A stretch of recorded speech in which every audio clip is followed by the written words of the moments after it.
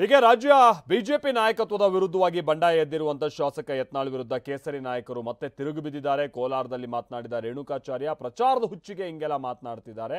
ಅವರು ಸ್ವಯಂ ಘೋಷಿತ ಹಿಂದೂ ಹುಲಿ, ಅವರು ಇಲಿ ಅಂತ ಎಲ್ಲ ಹೇಳಿದ್ದಾರೆ.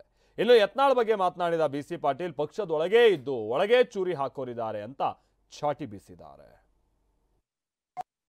ನಾನು ಹೇಳ್ತೀನಿ, ಬಹಳ ಒಳ್ಳೆ ಮಾತು ಹೇಳಿದ್ದೆ. ಇನ್ನು ಮುಂದೆ ಇದೇ ರೀತಿ ಅಗರ್ವ ಮಾತಾಡಿದ್ರೆ ನಾವು ಎಲ್ಲ ವರ್ಗದವರಿದ್ದೀರಿ. ಸಾಮಾಜಿಕ ನ್ಯಾಯ ಇನ್ನಂಗೆ ಸ್ವಯಂ ಘೋಷಿತ ಹಿಂದೂ ಹುಲಿ ಅಲ್ಲ. ನೀನು ಮುಖೋಡ ಹಾಕಿದೀಯ, ಗೋಮುಖ ವ್ಯಾಘ್ರ. ನಿನ್ನಂತ ಪಕ್ಷಕ್ಕೆ ಇವತ್ತು ಇರದೆ ಹಿಂದೆ ಸಸ್ಪೆಂಡ್ ಆದಾಗ ಇತ್ಯರ್ ಕೂಟ ಮಾಡಿದ್ದಿಲ್ಲ, ಟಿಪ್ಪು ಕಟ್ಟಿ ಇಟ್ಕೊಂಡು ಓಡಿದ್ದಿಲ್ಲ.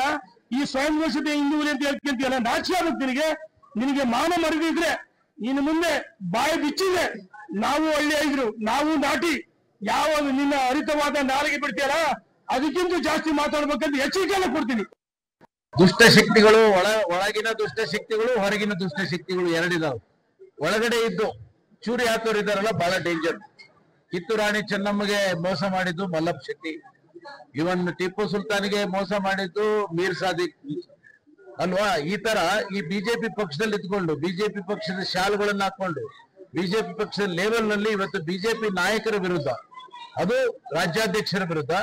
ಈಗ ನಮ್ಮ ರೇಣುಕಾಚಾರ್ಯ ಅವರು ಹೇಳಿದಾಗೆ ರಾಜ್ಯಾಧ್ಯಕ್ಷರ ವಿರುದ್ಧ ಮಾತಾಡೋದು ಒಂದೇ, ರಾಷ್ಟ್ರಾಧ್ಯಕ್ಷರ ವಿರುದ್ಧ ಮಾತಾಡೋದು ಒಂದೇ, ಅಮಿತ್ ಶಾ ಜಿ ಬಗ್ಗೆ ಮಾತಾಡೋದು ಒಂದೇ, ನರೇಂದ್ರ ಮೋದಿ ಅವ್ರ ಬಗ್ಗೆ ಮಾತಾಡೋದು ಒಂದೇ.